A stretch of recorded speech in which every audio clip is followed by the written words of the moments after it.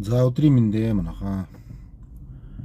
За дээврийг ингэж заавал дээр нь хийх шаардлагагүй. Бас зарим үед доор хоёр ханныхаа хэмжээг, дөрвөн талынхаа хэмжээг зөв тэгшин сайхан авсан бол газар доор бэлдээд ингээд дээш нь өргөөд ингэж байрлуулдаг.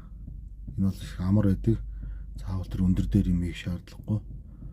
Доороо шоглоом хийгээд тэрэндээ тааруулж бүгдийг бэлдээд эхэлж нэгийг хийгээд тэрийгэ тавьж үзээд яг тэрнтэйгээ адилхан үргэлжлүүлээд явнаа.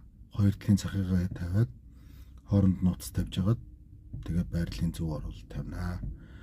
Ер нь бол Европ стандарт бол ер нь хан боссны дараа хамгийн түрүүнд дээврээ хийдэг. Дээврээ хийгээд тэгжиж доотлын өөд ажиллагаануудыг эхэлдэг. Энэ ямар учиртай гэвэл босны бороо уснаас байгалийн юунаас одоо хамгаалж байгаа. Одоо тав тухтай байдаг. Нарнаас хамгаалж